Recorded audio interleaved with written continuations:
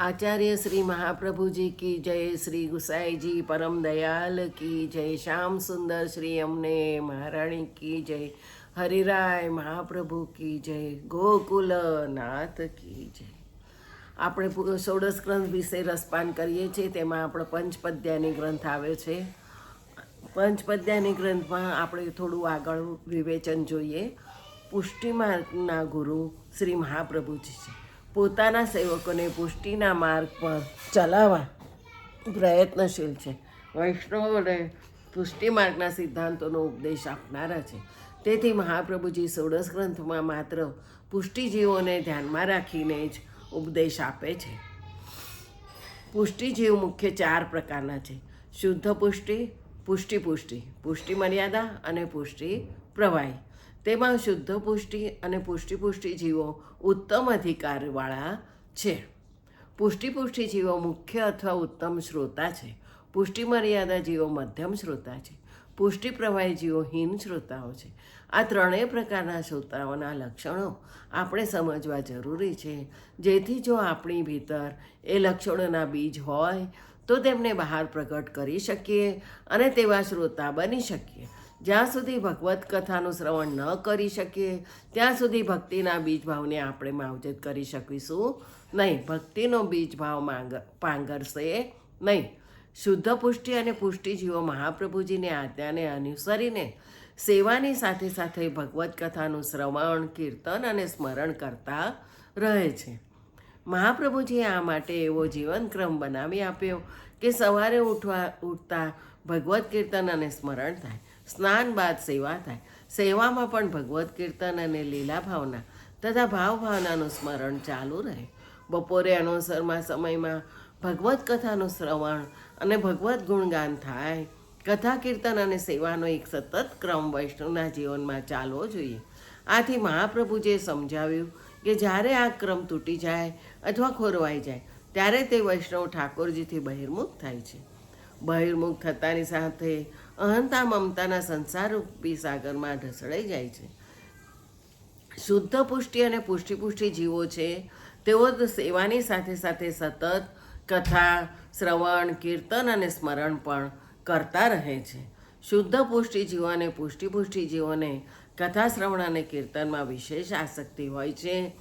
તેમનો ભગવત પ્રેમ કામ કરે છે। ભગવાનમાં અત્યંત સ્નેહવાળા હોવાથી સ્નેહી એવા પ્રભુની કથા આનંદ વિભોર બનીને સાંભળવી તેમને ગમે છે। એમનું જીવન જ છે, બીજું કંઈ તે જાણતા નથી। ભગવત કથાનું શ્રવણ કરતાં કરતાં તેઓ તેમાં તન્મય થઈ જાય છે। દેહનું પણ ભાન રહેતું નથી। પુષ્ટિ જીવો ભગવાનના સ્વરૂપને અને ભક્તિના સાધનોને સારી રીતે જાણનારા હોય છે। તેમનામાં સ્વરૂપ આસક્તિ અને જ્ઞાન નિષ્ઠા બંને હોય છે। તેને કારણે જેટલી આસક્તિ ભગવાનની સેવામાં હોય તેટલી જ આસક્તિ ભગવત કથામાં પણ હોય છે। પરિણામો તેઓએ ભગવત કથાના ઉત્તમ શ્રોતા બને છે। મહાપ્રભુજી ઉત્તમ શ્રોતાના 3 લક્ષણો બતાવે છે। શ્રી કૃષ્ણના કથારસથી તેમનું મન બેચેન બને છે। ભગવત ભક્ત ભગવાન તરફ સ્નેહભાવવાળો હોય છે। સ્નેહનો સ્વભાવ આનંદ આપવાનો છે। સ્નેહની હાજરીમાં ગેરહાજરીમાં સ્નેહનું સ્મરણ મનને આનંદ આપે છે અને સાથે સાથે વિવળ પણ બનાવે છે।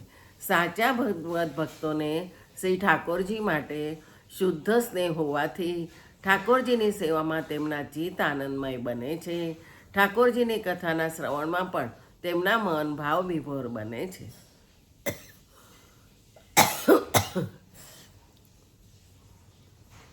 ભગવત કથાના શ્રવણથી મનની સ્થિતિ થાય ત્યારે ભગવત શ્રોતા કૃષ્ણભાઈ બની જાય છે। તેઓ ઉત્તમ શ્રોતા છે। ઉત્તમ શ્રોતાનું લક્ષણ લૌકિક અને વૈદિક કાર્યોથી મળતા ફળોમાં જરા પણ રુચિ હોતી નથી। તેમની રુચિ કેવળ ભગવત કથાના શ્રવણમાં જ હોય છે। આવા 3 લક્ષણવાળા ભક્તો કથા શ્રવણમાં ઉત્સુકતાવાળા હોય છે, તેથી તેમને મુખ્ય શ્રોતા કહ્યા છે।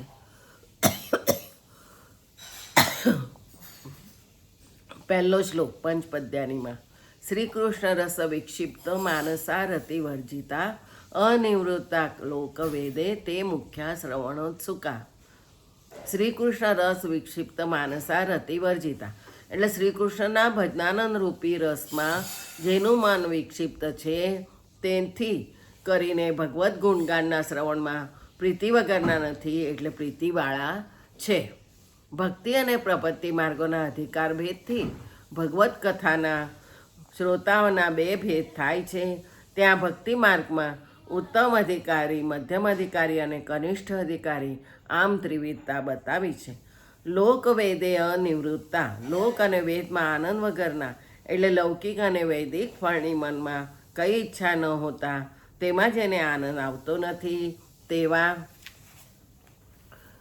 શ્રવણોત્સુકા, શ્રવણમાં ઉત્સાહવાળા, શ્રવણમાં જેનો ભાવ સદા સ્થાયી રહે છે એવા, અને તે મુખ્ય એટલે તેઓ મુખ્ય શ્રોતા છે.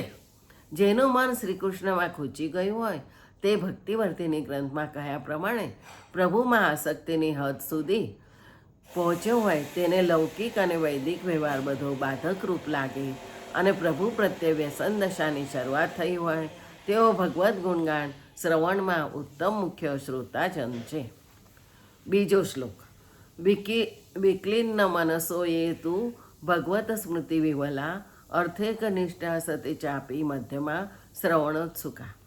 વિશેષ કરીને આદ્ર જેનું મન છે તેવા જ્યારે ભગવાનની સ્મૃતિ મનમાં થાય તે વખતે મન વિકળ થાય તેવા અને ભગવાનના ગુણગાનના શ્રવણમાં ઉત્સાહવાળા અને જે અર્થમાં મુખ્ય નિષ્ઠાવાળા છે તે પ્રયોજન મોક્ષનું પ્રયોજન, બીજી રીતે કૃતાર્થ થવાનું પ્રયોજનમાં જેની નિષ્ઠા છે તેવા તે અપી મધ્યમાં તે મધ્યમ શ્રોતા છે. મુખ્ય શ્રોતાનું મન શ્રી કૃષ્ણમાં રસમાં ચોંટી ગયું હોય છે તે પ્રમાણે આ મધ્યમ શ્રોતાનું મન ચોંટેલું હોતું નથી, પરંતુ ભગવદ્ ગુણના શ્રવણની અસર થાય તેવું કોમળ મન હોય છે. મુખ્ય શ્રોતા ભગવદ્ રસમાં કાયમ વિવલ હોય છે, પણ મધ્યમ શ્રોતા તો જ્યારે અંતઃકરણમાં ભગવાનની સ્મૃતિ આવે તે વખતે વિવલ મનવાળા હોય છે. મુખ્ય શ્રોતા તદ્દન નિરપેક્ષ ભાવથી ભગવદ્ ગુણગાન અને શ્રવણમાં આસક્ત હોય છે, પરંતુ આ મધ્યમ શ્રોતા તો વૈદિક અર્થ મોક્ષાદિમાં નિષ્ઠાવાળા હોય છે.